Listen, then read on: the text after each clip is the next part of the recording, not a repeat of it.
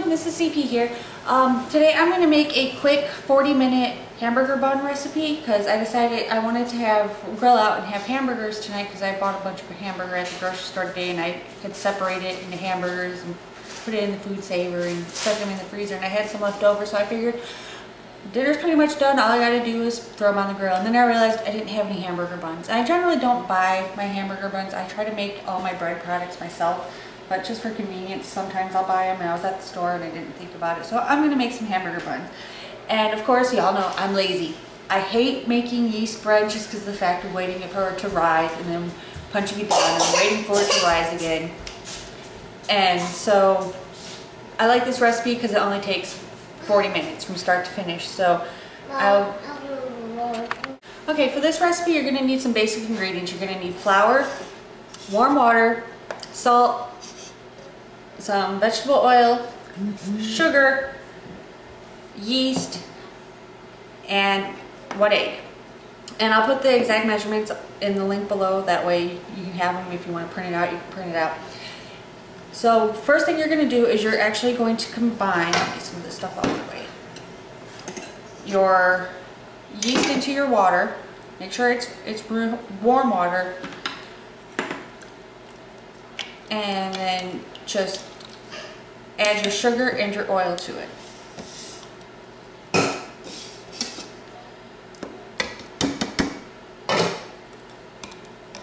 You're just going to stir it all together. Like I said, one thing I hate about making yeast bread, I usually make like soda breads and stuff like that for sandwiches and stuff, because I just hate waiting for yeast for the bread to rise and then having to proof it down, and I don't like it. So you're going to let that set for about 5 minutes. And then I'm using my KitchenAid today because, like I said, I'm lazy and I've just got a lot of stuff to do today, so I just want to get this done. And you're going to add most of your flour, not all of your flour. Of course, it's not baking unless, you know, you're making a mess. I need my dough hook thingy.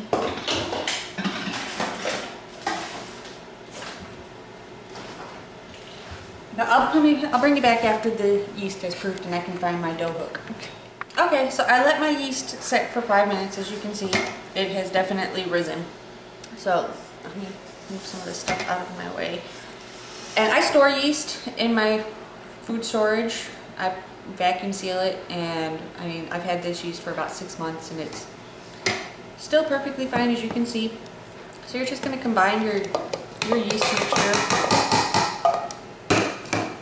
your salt, and your egg.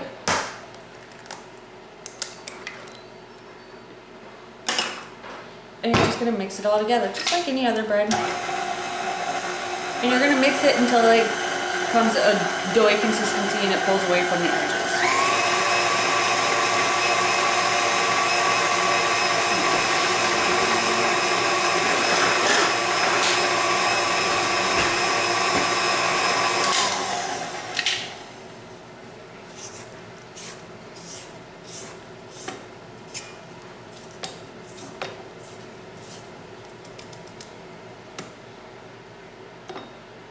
I can't bake anything without making a mess. I'm worse than my 3-year-old son. And I made the mistake, of course, wearing black today, and I now have black with zebra stripes on it.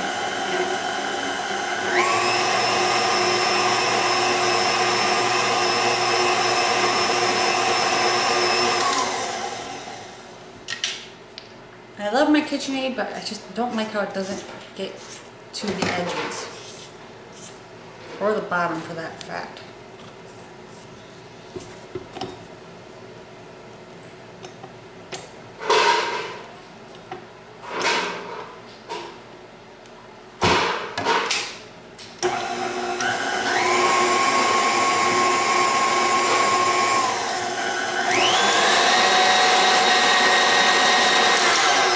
No, I make all my bread, but you know, I don't even have a bread maker. And Mr. CP laughs at me all the time. He's like, you make bread all the time, but you don't have a bread maker. It's like, I'd probably use it on occasion, but for me it would probably be more of a hassle to pull it out and to make the bread in it than it would be just to do it this way, because I keep my KitchenAid on my countertop for easy access, and I don't have room on my countertop for a bread maker. So I'm going to continue to mix this, adding flour until I get it to the right consistency, and I'll bring it right back. Okay guys, so I've mixed my dough, and as you see, it's starting to pull away from the sides. So I'm going to check the consistency, and it seems pretty thick. Let me bring you back over here a little bit. And easy, the way I do it, I don't like pouring flour onto my countertops because it seems like I'm cleaning it up for weeks on end afterwards.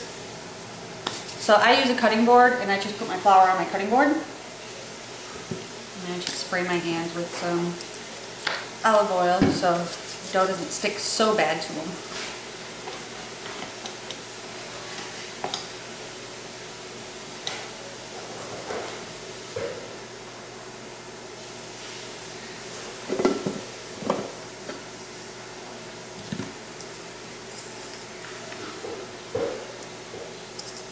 I'm just going to plop it down.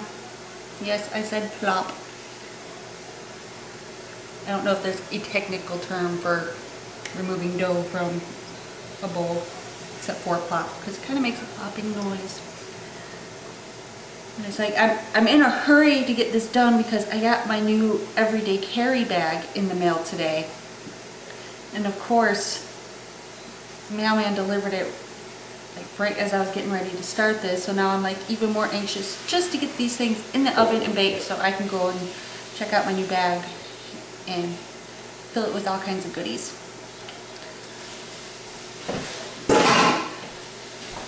And you're just gonna knead this until you get kind of a elasticy consistency, just like any other bread.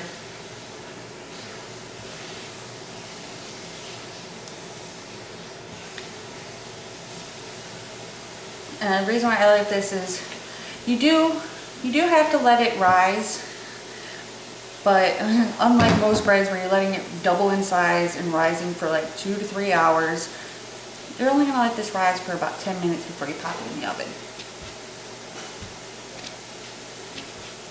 And I think that's about the consistency that I want.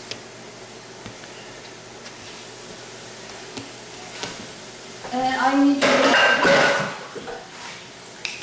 is start your preheat on your oven. Let me grab my cookie sheet.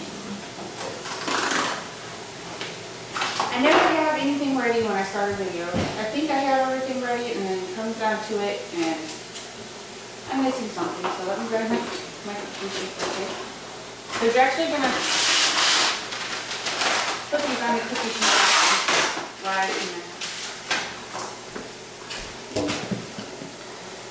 Some of this stuff out of the way. And I found this stuff today. It's parchment paper on this side, and it's aluminum foil on this side. And so far, I'm loving it. Because like I said, I hate doing cleanup. Let me switch these. So I can probably get about 10 to 12 rolls out of here, or hamburger buns, depending on what size you want your bun to be. And I'm just going to proportion it to the size of the hamburgers that I made today. And you're just going to roll them into balls.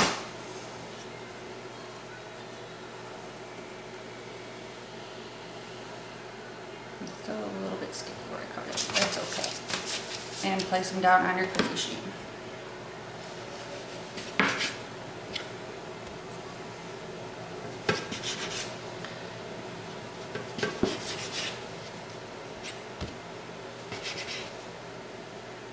And I've got my oven preheating to 425 degrees. Okay, so I've rolled out all my dough. I got 2, 4, 6, 8. I got 9 rolls out of it, but I made some of them bigger because some of the burgers I made are bigger. And I'm just gonna spritz each one with olive oil, not alcohol, olive oil. and smear them around. And I'm going to cover them, and I'm just going to let them rest for 10 minutes. And after 10 minutes, I'm going to just pop them in the oven. And that's basically it. You set your oven at 425 degrees and you bake them for about 8 to 12 minutes. And then, or until the tops are golden brown. And that's it. But I'll bring you back after I've let them rest for 10 minutes before I pop them in the oven. Okay guys, so I let my dough sit for about 10 minutes, and you can see it has risen quite a bit in just that 10 minutes. So I'm going to pop it in the oven for about 8 to 12 minutes until it's golden brown on top. You can also, if you wanted to, you can do an egg wash on the top to make them shiny. I do sometimes, but I'm not going to this time because, like I said, I'm crunched for time. So I'm going to pop it in the oven, and I'll bring you back when I pull them out. Okay, so guys, I let my buns bake for about 9 minutes or so, and they were done. I let them cool down a little bit. They're still quite warm. But as you can see, hot. No, scratch that. They're quite hot. They're fluffy and they are so yummy. And they're perfect for either hamburger buns, or if you just want to make some buns. I'll make them for my husband for sandwiches for lunches and things like that. But super easy, super quick. Well, quick in terms of making bread that requires yeast. But that's what I have for you today, so be sure to subscribe and follow us on Facebook, and happy probing!